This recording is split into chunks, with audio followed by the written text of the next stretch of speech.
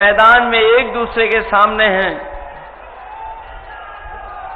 वहीं प्रयागराज में बड़ी संख्या में नौजवान आंदोलन कर रहे हैं और वो आंदोलन जो चला रहे हैं वो सभी पढ़े लिखे नौजवान हैं। वो नौजवान हैं जो कल अधिकारी बनेंगे। आज उस सरकार ने उन लोगों को भी आंदोलन में झोंक दिया है। वहीं मैं तमाम युवक युवतियों को बधाई देना चाहता हूं कि अपनी आवाज को बुलंद करने के लिए वो पीछे नहीं हटे हैं। सरकार तमाम तरीके अपना रही है, लेकिन उसके बावजूद भी नौजवान आज धरने पर बैठ करके अपनी मांग को लेकर के सरकार को जगाना चाहते हैं, सरकार के सामने रखना चाहते हैं। ये कोई मामूली घटना नहीं है जहां पर पढ़े लिखे नौजवान आंदोलन पे बैठ गए हों। वैसे तो मेरी इच्छा ये भी थी कि मैं सबसे पहले उनके आंदोलन में शामिल होता जाकर के, उनके बीच बैठता जाकर के, लेकिन मैं ये बात जानता हूं बहुत सारे लोग छात्रों का, नौजवानों का आंदोलन को ये भी कह देते कि राजनीति से प्रेरित है, इसलिए उस आंदोलन में नहीं गया। लेकिन मैं इस मंच के माध्यम से उनको बधाई भी देना चाहता हूं और उनका समर्थन भी करना चाहता हूं कि उनकी मांग जायज है। और जिस समय उन्हें पता लगा कि कहीं ऐसा ना हो कि आंदोलन में मैं भी शामिल हो जाऊं जाकर के, उन्होंने खबर सुनते ही छात्रों को हटाना शुरू कर दिया। कई छात्रों को हटाने में कामयाब भी हो गए।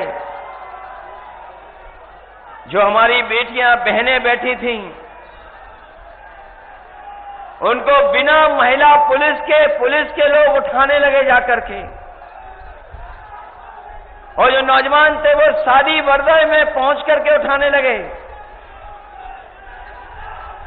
इस कायराना व्यवहार के लिए मैं सरकार की निंदा करता हूं। इस लोकतंत्र में इससे ज्यादा शर्मनाक घटना और कोई नहीं हो सकती जो प्रयागराज में, इलाहाबाद में इन्होंने छात्रों के साथ किया है, और जो ये नौजवान धरने पर बैठे अपनी मांग को लेकर के। ये वही सरकार के लोग हैं जो लोग ये कहते हैं कि 1 नेशन 1 इलेक्शन। ये सरकार वो है जो कहती है 1 नेशन 1 इलेक्शन। लेकिन सोचिए उत्तर प्रदेश में एक चुनाव नहीं करा पा रहे हैं। चुनाव तो छोड़िए, जो हमारे छात्र नौजवान हैं उनकी परीक्षा भी नहीं करवा पा रहे हैं। जो लोग कहते हैं एक इलेक्शन पूरे देश में एक साथ हो जाए, वो हमारे नौजवानों की परीक्षा भी नहीं करा पा रहे हैं। लेकिन हम जानते हैं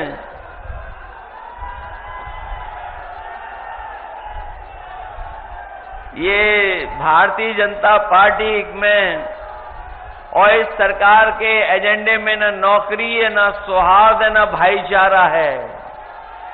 इनका कार्यकाल देख लीजिए, इनके एजेंडे में नौकरी नहीं है, इनके एजेंडे में सौहार्द नहीं है। और अभी तक तो न जाने कितने हम लोगों ने घटनाएं देखी होंगी जहां पर इन्होंने युवाओं के भविष्य का धोखा करने का काम किया है। जिस समय लोकसभा का चुनाव था, आपको याद होगा, हम लोग ये बात जगह जगह कहते थे कि ये सरकार वो है जो पेपर लीक जानबूझ करके कराती है। और पेपर लीक इसलिए सरकार कराती थी क्योंकि नौकरी इनके एजेंडे में नहीं थी। और उसी का परिणाम ये है कि इन्होंने नौजवानों को नौकरी नहीं दी, उनका भविष्य अंधकार में धकेलने का काम कर रहे हैं। ये भारतीय जनता पार्टी का इतिहास बन गया है कि अगर पेपर लीक होगा तो उसमें भाजपा के लोग शामिल हैं। पेपर लीक में भाजपा के लोग शामिल हैं। परीक्षा प्रणाली में हेराफेरी करने वाले में भी भाजपा के लोग शामिल हैं। परीक्षा की तारीख भी टालने वालों में भाजपा ही के लोग शामिल हैं।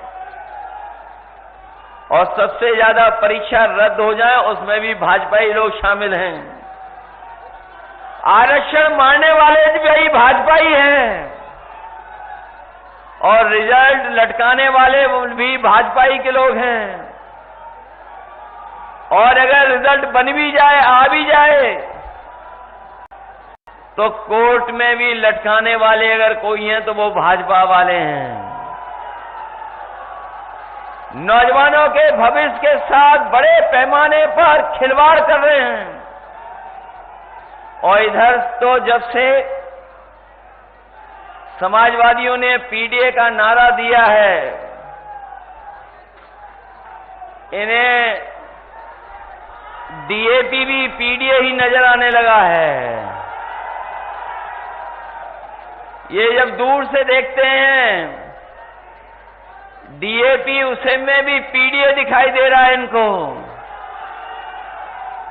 ये अक्षरों से खिलवाड़ कर रहे हैं, अक्षरों से।